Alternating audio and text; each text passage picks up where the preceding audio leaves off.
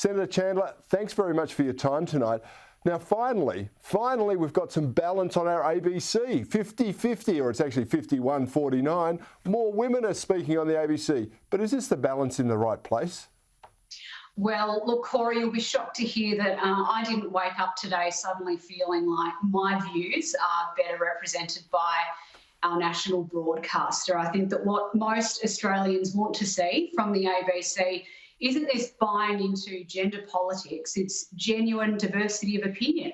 And I know that there are millions of Australian women who feel that the ABC doesn't represent them, whether that's because those women are conservative or those women are from the left, and they are starting to question the predominant left-wing narrative around gender politics and identity politics, and quite frankly, ensuring that 50% of the faces that we see on the ABC screens when we tune each morning are female isn't going to change that. But isn't it just insulting? I mean, it's tokenism of the highest order. You've got a bunch of presumably blokes that are reviewing every story and every message that they put online and saying, oh, quick, let's insert a lady in there because we've got two blokes talking about a blokey thing, perhaps, and they just go and get an opinion from someone simply because of their gender. It is insulting in a way. Look, as a woman, Corey, I've always found the concept of quotas to be a little personally insulting to me. I would never want to feel that I've achieved anything in my career and in my life purely on the basis of my gender. I would want to know that I have achieved on the basis of merit and the fact that I've been the best person for the job or that I've done the best job. So I absolutely understand how you might think that it looks a little tokenistic from the ABC. And like I say, I think a lot of Australian women would see it for what it is. Yeah, but you know what? They haven't stopped there, Claire. As I said in my editorial, they're now going to linguistically diverse communities. They're going to Indigenous communities, and they're going to have this 50-50 project for people with a disability. I mean, how many segments of society, and should we break it down to? Every time they interview an Italian Australian, do we have to interview a Greek because the Greeks might be upset? Where do we stop with this sort of nonsense? Well, I think the question isn't where do we stop, Corey, it's what's the starting point?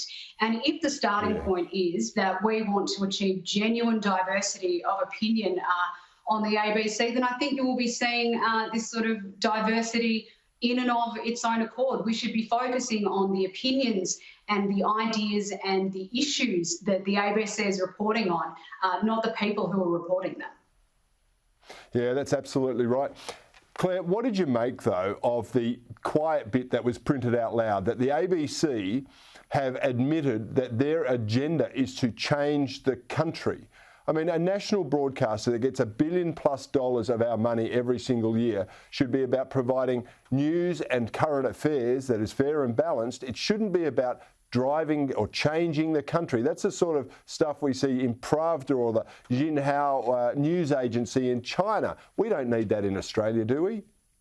Look, Corey, I think that most Australians, like I said, want to see our national broadcaster representing a diverse range of views and representing all of the different areas of Australia. It's not about changing the country or changing any sort of narrative. It's about representing those views and representing that narrative.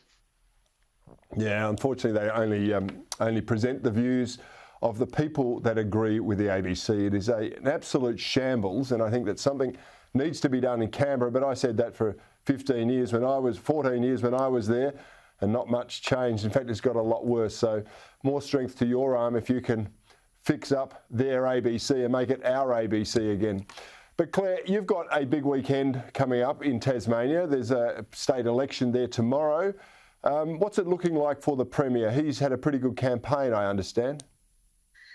He certainly has, Corey, and look, from the conversations that I've been having with Tasmanians over the last 5 weeks, I think the vast majority want to see Peter Gutwein continuing to lead our state after the election, and that's not just because of how he's dealt with the COVID-19 health crisis and how he has dealt with the economic recovery following COVID-19, but also on the back of 7 years of record investment and record business confidence in Tasmania as a result of Liberal leadership. But Unfortunately, with Hare Clark, we always know that there is a risk that after tomorrow night, Labor may be able to cobble together a minority government with the Greens and any independents that might be elected. And there's no doubt in my mind that that will see us go back to the very dark days of Labor-Green minority government that we saw in Tasmania just a decade ago. So the only way to ensure that that isn't the case is to re-elect a majority Gutland Liberal government tomorrow night. I have to say, Tasmania has made amazing, giant strides over the last decade or so. They've revamped their business sector. The people are wanting to go there. I regret that it's probably been at the expense on the league ladder of states at South Australia's falling down the ladder where I think you guys used to be. But what have been the big issues in the Tasmanian election? Look, I think the big issue, Corey, of course, has been who has the better plan to assist Tasmania and guide Tasmania to recover from the COVID-19 crisis. And Tasmanians know that Peter Gutland has made the hard decisions, and he has guided our state very, very safely through COVID-19, and we are seeing incredibly strong economic recovery here, as you say. And I think the question that is going to be in voters' minds tomorrow as they go to the ballot box is who do they want to see in the Premier's chair with the next challenge that Tasmania might have to work its way through. And I think the resounding response, I hope the resounding response will be a majority re-elected Liberal government.